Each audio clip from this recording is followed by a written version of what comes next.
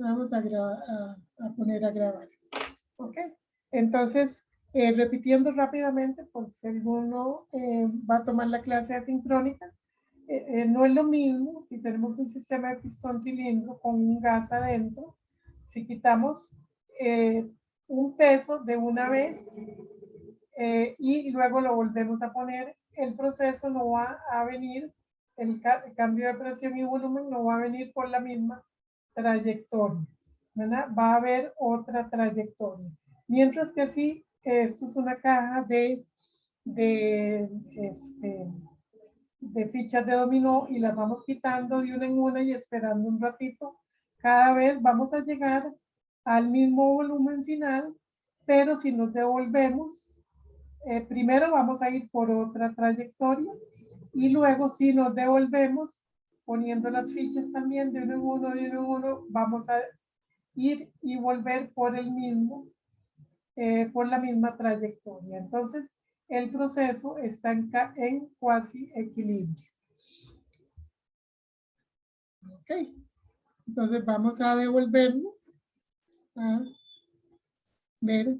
Ok, entonces esos procesos de cambio pueden ser variando una sola condición, o sea, no variando todo, presión, volumen, temperatura, sino que si nosotros mantenemos una condición constante y variamos las demás, vamos a tener procesos que mantienen constante una propiedad. Entonces, si mantenemos temperatura constante, tenemos un proceso isotérmico.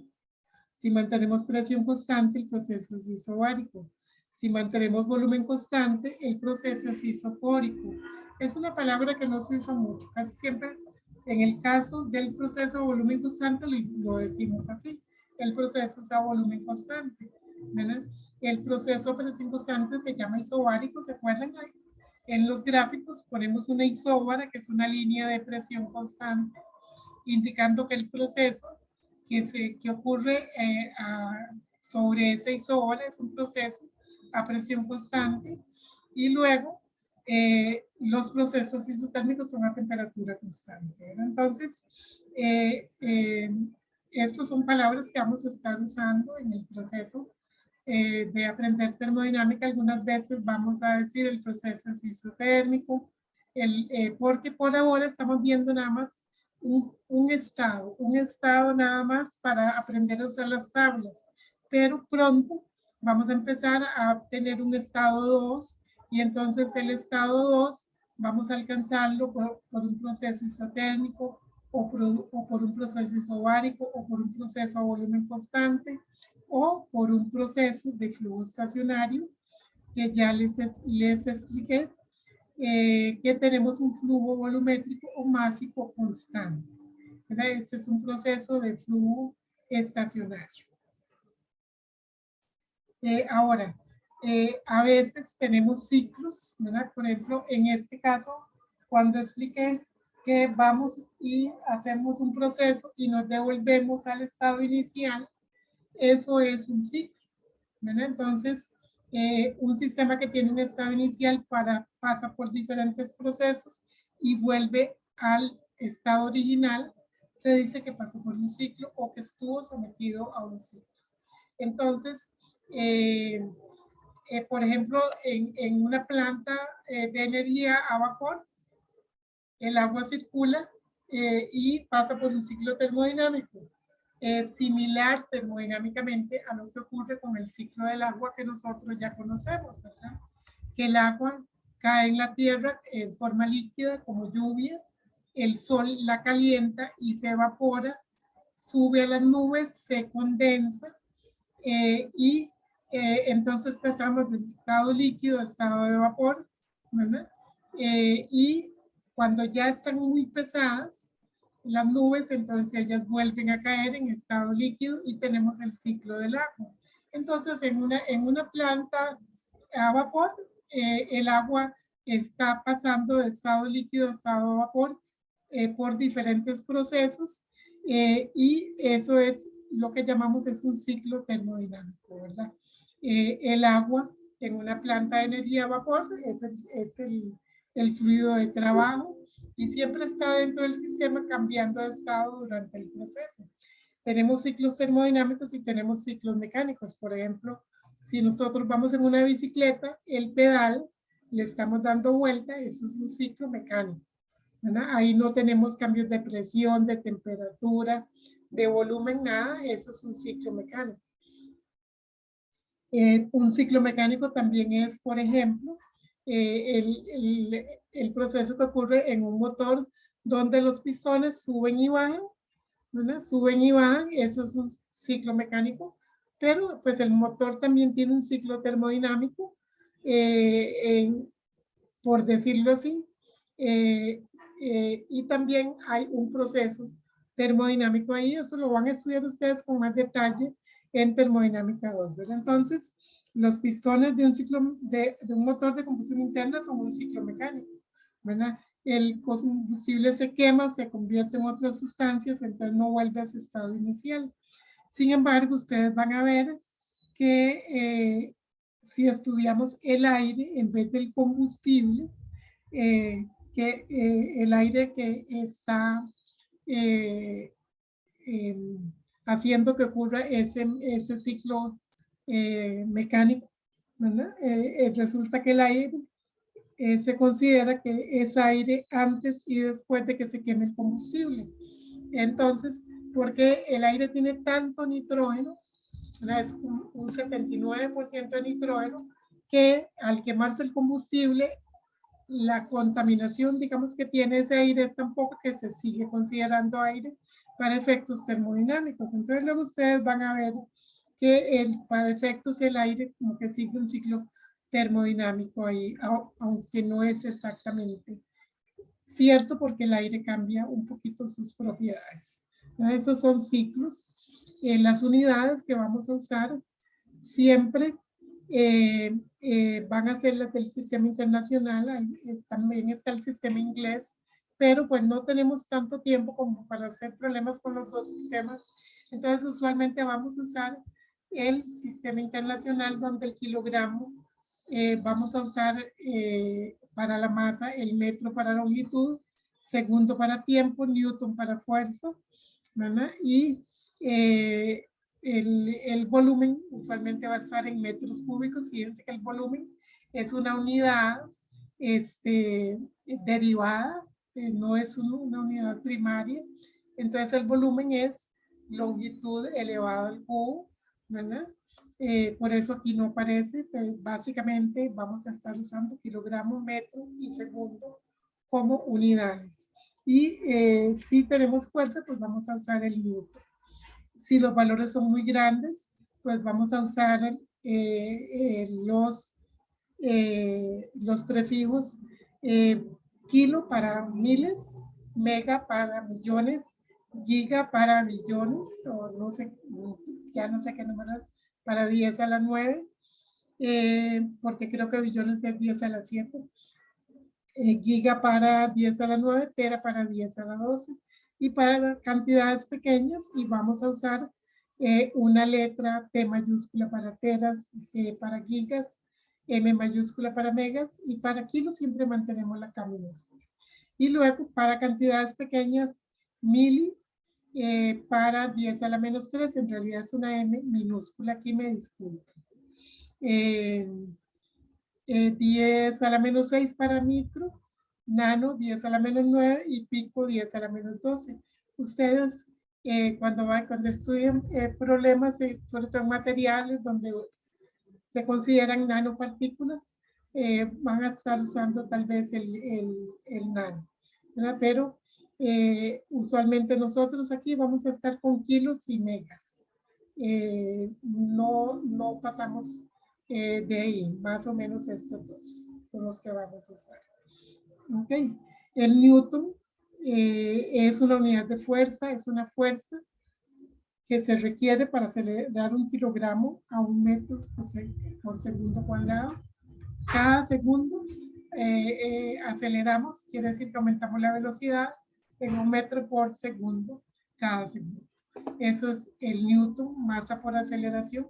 La masa en kilogramos, la aceleración en metros por segundo cuadrado. Entonces el newton es kilogramo metro segundo cuadrado, ¿verdad? Vamos a hablar del peso, que es mg. Usualmente nos decimos esto pesa tanto y damos el valor en kilogramos o en libras o en gramos, ¿verdad? En realidad eso no es un peso, eso es una masa. Entonces tenemos que distinguir lo que es peso, ¿verdad? Una masa tiene un peso constante a una aceleración de la gravedad G, que para nosotros usualmente es 9,8 metros por segundo cuadrado, pero si estuviéramos en la Luna, tendríamos otro valor para G. Si estuviéramos en el punto más alto del planeta, digamos en el Monte Everest, pues tendríamos otro valor de G un poquito más bajo, ¿verdad? Y diferentes puntos del espacio exterior, pero como no estamos en ingeniería aeronáutica, pues no estamos, usualmente estamos bien, con los pies bien puestos en la tierra y con equipos anclados. Entonces, pues vamos a tener una G constante, ¿verdad? Entonces, eso podemos calcular pesos como un mg. Usualmente hablamos, perdón, ¿qué me pasó? Ok, hablamos de masa y de peso, aquí sí diferenciándolas. Ok, el término presión la medimos en líquidos y gases, los sólidos no tienen presión, ¿verdad? En los sólidos lo que tenemos son esfuerzos, ustedes lo van a estudiar en mecánica del sólido. El esfuerzo tiene unidades de presión, ¿verdad? Cuando un fluido está en reposo, la presión en un punto es la misma en todas direcciones. Donde tenemos un fluido en reposo, por ejemplo, en una piscina donde no hay nadie adentro, ahí tenemos agua líquida en reposo. Si tenemos un gas que está en reposo, en el que no le estamos haciendo cambios, la presión es la misma también en todas direcciones. Entonces, la presión se define como la componente normal de la fuerza por unidad de área. Entonces, la presión se define como fuerza entre área y tiene unidades de newton por metro cuadrado en lo que son las unidades del sistema internacional, y ese newton por metro cuadrado es lo que es para nosotros el pascal, ¿verdad? Y las unidades que estamos usando en el sistema, en las tablas, que son kilopascales, pues serían kilonewton por metro cuadrado. Eso es el kilopascal. Eso es para no estar usando números tan grandes, ¿verdad? De miles de pascales. Entonces usamos usualmente el kilopascal, que es el kilonewton por metro cuadrado, ¿verdad? Hay otras unidades de presión, ¿verdad? Usualmente también oímos, hay muchos equipos que vienen en unidades en bares, y el bar son 10 a la 5 pascales o 0.1 megapascales, ¿verdad? Dividiendo entre 10 a la 6, el mega es 10 a la 6, ¿verdad? Entonces serían 0.1 megapascales. O si queremos ver otras equivalencias, la atmósfera estándar que usamos son 101.325 pascales o 101.325 kilopascales, dividiendo entre 1000 este valor. Y el PSI, que todavía lo seguimos usando en la presión que usamos en las llantas de los carros. Cuando uno va a la bomba le dicen qué presión quiere, 30, y esos 30 se refiere a PSI, se refiere a libras por pulgada cuadrada. Todavía no hemos cambiado ese sistema, ¿verdad? Entonces, una atmósfera equivale a aproximadamente 14.7.696, ¿verdad? Libras por pulgada cuadrada. Este es el sistema inglés, el de libras por pulgada cuadrada. ¿Okay? En el sistema internacional usualmente vamos a estar usando pascales o kilopascales. Y podemos estar haciendo conversión entre un tipo de medida de unidad en presión y otro, ¿verdad? Ahora, la presión, muchas veces la necesitamos como absoluta, un valor referido al cero, ¿verdad? Porque nosotros usamos manómetros para medir presión y ustedes los han visto. Vamos a buscar, voy a dejar de compartir acá y vamos a compartir, vamos a buscar manómetros.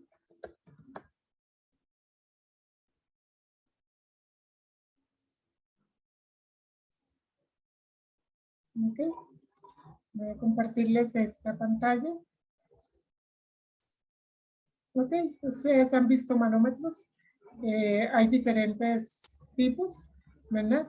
Y los manómetros adentro tienen un líquido que por un cambio de elevación se mide la presión, ¿verdad? Entonces, ahí vamos a buscar, por ejemplo, a ver, dice, está en P6, ¿verdad? Y fíjense que adentro, afuera son P6 y adentro son kilogramos por centímetro cuadrado. Vamos a ver otro. Perdón. Otro, tiene P6 adentro y afuera tiene kilopascales, ¿verdad? Entonces, dependiendo de cómo equipamos nuestra planta, como les decía ayer, pues así vamos a tener las medidas de presión, ¿verdad? Entonces, si nosotros tenemos una planta en la que lo que tenemos son solo PSI, ahí, aquí estamos, estas son unidades, son otras unidades.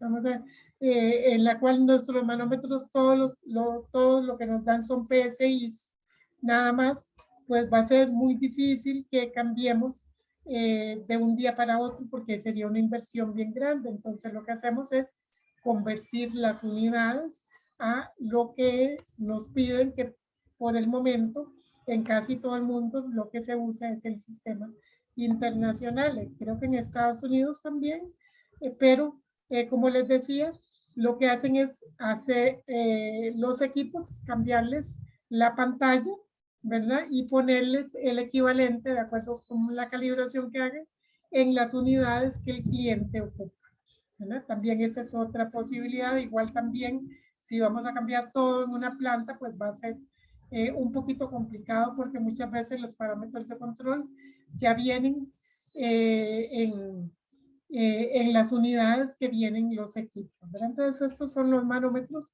pero resulta que los manómetros no miden presión absoluta. Lo que miden los manómetros son, si esta es la presión atmosférica a la que vivimos, digamos que es una atmósfera, los manómetros miden presiones por encima de la presión atmosférica. No miden desde un punto cero. Entonces, cuando tenemos un manómetro, para saber cuál es la presión total, la presión absoluta, digamos, tenemos que sumarle la presión atmosférica para poder tener una presión referida al cero. Perdón, que no cambié de pantalla. Ok, repito otra vez. Si este es el nivel de presión atmosférica, los manómetros nos miden presión manométrica que está por encima de la presión atmosférica. Entonces, si un manómetro nos dice que la presión son 20 PSI, quiere decir que la presión absoluta, la real es 100, 20 PSI, disculpen, 20 kilopascales, quiere decir que la presión real son la presión atmosférica, que es esto, para referirlo a un cero, más esos 20 kilopascales. Bueno, entonces, si entendemos lo que es la presión manométrica, que es la presión, que es la cantidad de presión que está por sobre la presión atmosférica, entonces sabemos que la presión absoluta sería sumarle la presión atmosférica a eso que nos leyó el manómetro. La presión absoluta desde cero, si la mide, por ejemplo, un barómetro que mide la presión atmosférica, él sí mide presión absoluta de cero. Entonces, si tenemos un barómetro para medir la presión atmosférica, no en equipos, ¿verdad? usamos para medir la presión atmosférica, usamos un barómetro. Él sí nos da presión absoluta, pero en la planta los manómetros nos dan presión relativa a lo que es la presión atmosférica, todo lo que está por sobre la presión atmosférica. Entonces, si tenemos un manómetro, esa presión absoluta va a ser la que nos da el manómetro más la presión atmosférica y podríamos despejar, por ejemplo, si tenemos una presión absoluta, calcular esa presión manométrica, si ya conocemos la presión atmosférica que tenemos, ¿verdad? Y esto sería como una formulita que podemos usar y fíjense que ni siquiera tenemos que aprendernosla si tenemos el concepto de que el manómetro nos da la presión sobre la presión atmosférica. Sabemos que la presión absoluta va a ser sumar la presión atmosférica más esa presión que nos da el manómetro. ¿Ok? Y también podemos medir presiones por debajo de la presión atmosférica con equipos que son vacuómetros. Ellos miden presión de vacío, o sea, una presión por debajo de la presión atmosférica. Y también nos dicen, por ejemplo, si el vacuómetro nos dice que la presión es 20 kilopascales, quiere decir que son 20 kilopascales por debajo de la presión atmosférica. Entonces,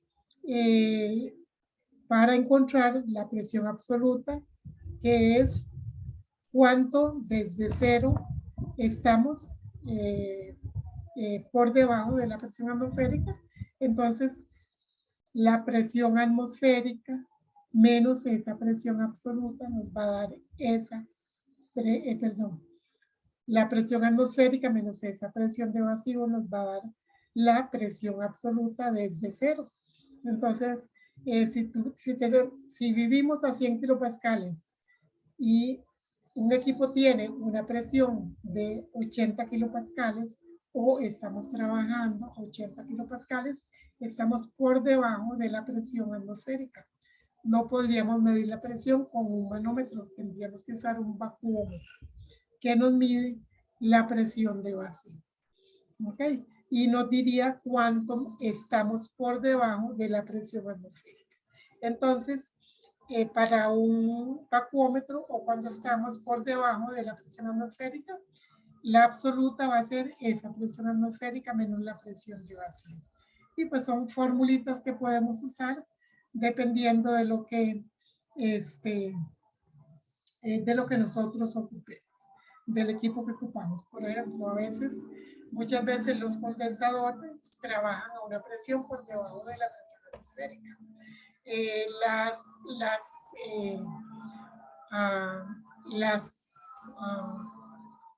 Las calderas pueden trabajar a una presión por encima de la presión atmosférica, si la diseñamos así, o pueden ser calderas que trabajan a presión atmosférica, dependiendo, ¿verdad? Pero normalmente calderas no trabajan a presión de vacío, los condensadores sí.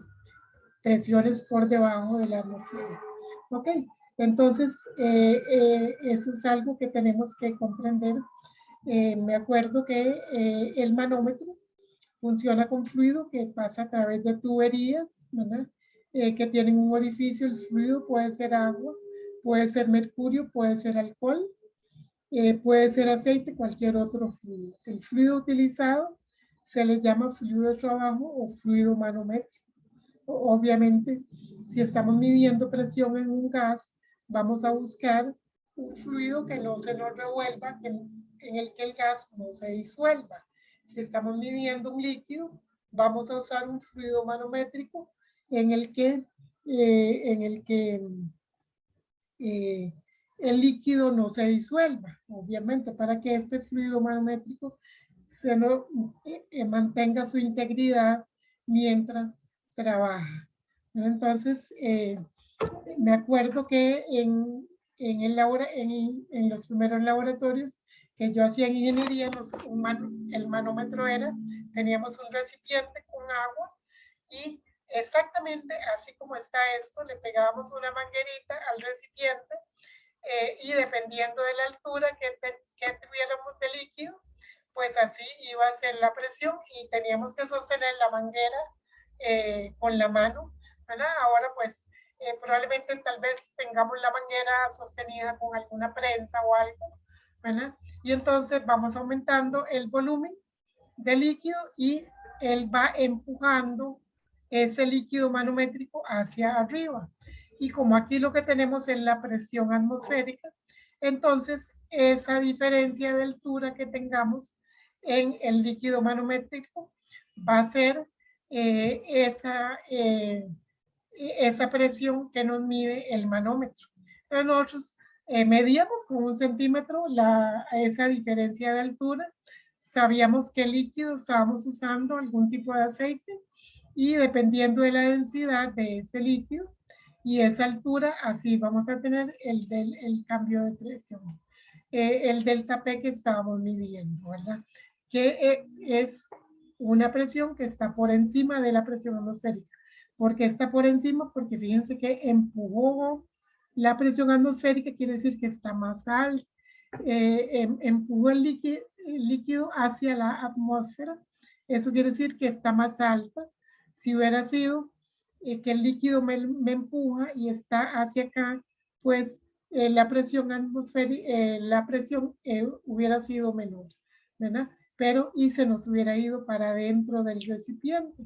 Entonces los manómetros miden presiones por encima de la presión atmosférica y esa delta P es ρGH. Rho es la densidad, G la aceleración de la gravedad y H esa altura que el manómetro tiene. ¿Ok? Ustedes van a ver que en el libro hay problemas en los cuales tenemos diferentes fluidos, obviamente tendrían que ser fluidos que no se mezclan entre sí. Por ejemplo, si esto es aceite, el próximo puede ser agua con algún colorante para distinguir qué es lo que ocurre, pero tienen que ser fluidos que no se mezclen entre sí, porque si no, luego tenemos una mezcla y no tendríamos el fluido manométrico íntegro ahí dentro de nuestro manómetro.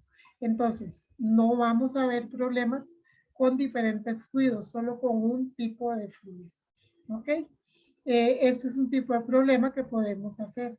Ahora, resulta que si nosotros, esto es un recipiente, lo que habíamos visto acá es un recipiente del que nosotros conocemos que tenemos ahí un gas o un líquido, ¿verdad? Y que le vamos a medir la presión.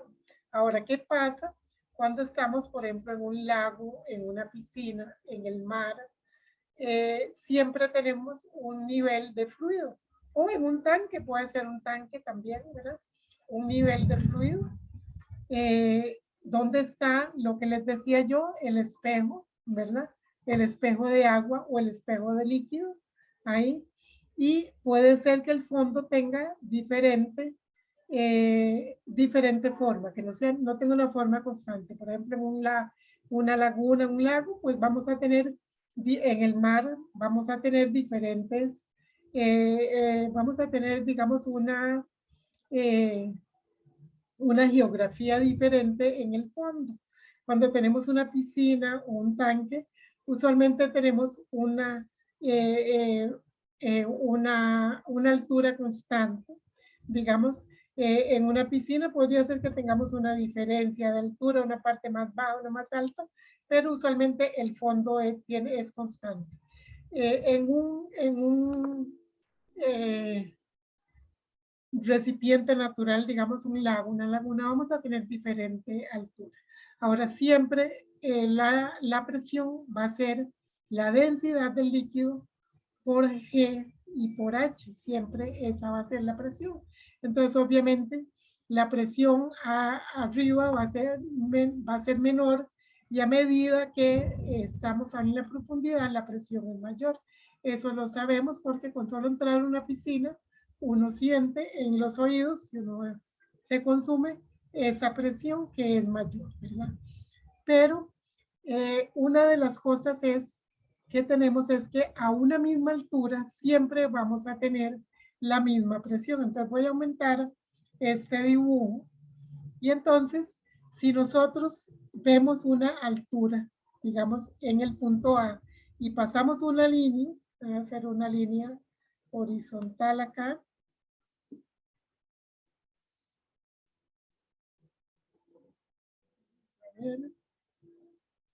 Voy a hacer una línea acá.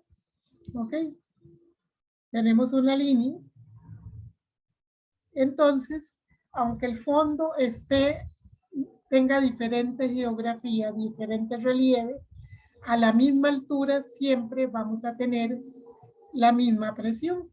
Entonces, a la altura, a este nivel, o digamos a la misma altura, no al mismo nivel, vamos a tener siempre la misma presión. La presión que hay aquí en el punto A es la misma que hay en B, en C, en D, en E o en F o en G. Pero todos tienen la misma presión, ρGH. Ahora, si tuviéramos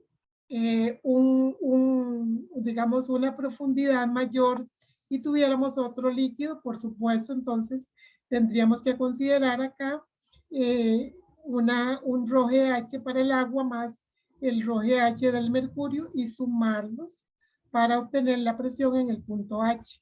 ¿Verdad? Eso es, en este caso, el mercurio, pero podría ser cualquier otra cosa. Pasa, por ejemplo, cuando hay derrames de petróleo, que el petróleo es más liviano, entonces tenemos arriba una capa de petróleo que no se disuelve en el agua y que está por encima, y podríamos tener otra sustancia, ¿verdad? Pero usualmente recordar esto. Entonces, esto de que la presión se mantiene a la misma altura,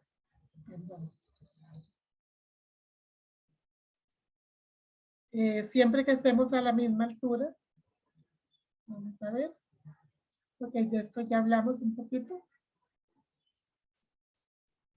Ok, la presión atmosférica, ya vimos que el ρGH la medimos en un barómetro que es un tubo al vacío invertido en un recipiente lleno de mercurio.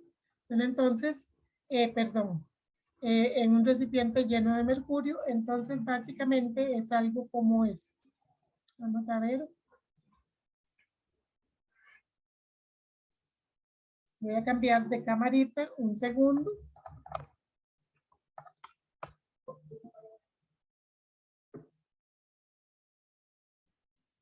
Compartir. Ok. Entonces el barómetro es un recipiente con mercurio, ¿verdad? Que tiene un tubo invertido que está al vacío, ¿verdad? Está al vacío, aquí no hay aire, está al vacío, y entonces este mercurio, dependiendo de cuánta presión haga la atmósfera, va a hacer que suba el nivel de mercurio, y esta altura, ¿verdad? Nos va a dar, vamos a tener una altura que nos va a dar una presión que es ρGH. Y esa sería la densidad del mercurio. Usualmente los barómetros funcionan con mercurio, y como aquí hay un vacío, no hay una presión que haya que sumar, entonces la presión atmosférica se mide directamente en un barómetro. ¿Ok? Lo otro respecto a la presión es, vamos a devolvernos, que aprovechando esa cualidad, vamos a tomarnos un minutito, esa cualidad de que la presión es la misma en un fluido, cuando un fluido está contenido en algo, puede ser un recipiente, puede ser ¿cómo se llama? Una laguna.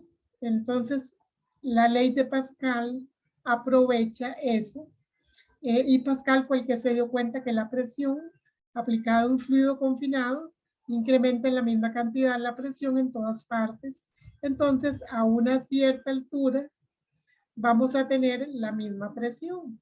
Entonces, la ley de Pascal la usamos para por ejemplo, movilizar carros sin tener que subirlos a pura fuerza, ¿verdad? Poniéndoles calzas y subiéndolos entre 4 o 5 personas, perdón, ¿verdad? Sino que usamos pistones. Entonces, en esos lugares donde suben los carros a una cierta altura para revisarlos, para cambiar aceite y todo eso, tenemos una fosa en la cual hay un líquido, ¿verdad? Hay un líquido espeso que tiene por un lado un pistón de área pequeña y por otro lado un pistón de área grande. Entonces, como las presiones son las mismas a ambos lados, entonces, y la presión es fuerza entre áreas, entonces podemos mover con un pistón que tenga un área pequeña algo, transferir eso a un lugar que tenga una fuerza más grande, un área más grande. Eso se mantiene constante, ¿verdad? Porque la presión es la misma. Y con eso podemos lograr subir o manejar pesos muy fácilmente con una fuerza pequeña aplicada con un pistón en un área pequeña, se multiplica en un área más grande. Eso es lo que se llama la ley de Pascal, ¿verdad? Se eleva un gran peso mediante una fuerza pequeña. Entonces vamos a llegar hasta acá para terminar este tema de presión y vamos a hacer problemas de presión la próxima vez y vamos a ver también el tema de lo que son las diferentes formas de energía. Igual voy a subirles a mediación virtual bastante información sobre la presión porque generalmente en el primer semestre muy rápidamente estamos en Semana Santa y yo tengo costumbre desde hace como 10 años que cuando hay feriados les doy clase virtual asincrónica. Entonces tengo unas clases virtuales asincrónicas donde se explica esto de la presión y siempre las aprovecho y se las pongo como material de apoyo para que puedan estudiar esto de la presión. Entonces para la otra semana vamos a hacer un examencito corto, ¿verdad? Entonces para que tengan bien claro todo esto y puedan estudiar, les voy a dar material de apoyo. Esto es capítulo 1 del CENGUI, ¿verdad? Y también pues vamos a hacer algún problemita en el cual ustedes me van a decir cuál es el estado de algo, cuál es una temperatura de saturación, así mismo con los problemitas que hicimos hoy. Entonces vamos a hacer un examencito corto al principio de la clase. Y esta parte de teoría la vamos evaluando en un pareíto ahí. Y los problemas, pues no les voy a poner problemas porque no pudimos hacer, pero ya la otra semana hacemos algún problemita de ley de Pascal, algún problemita de manómetro. Igual siempre tengan la costumbre de estudiarse los problemas que vienen resueltos en el libro. Si tienen alguna duda, me preguntan, ¿verdad? Tienen como material de lectura y de estudio el capítulo. Entonces, cualquier duda me preguntan de algún problema o algo así. Igual a lo largo de la semana, porque nos vemos hasta el próximo martes, pues si tienen alguna duda me la pueden consultar en cualquier momento. Entonces terminamos acá la clase.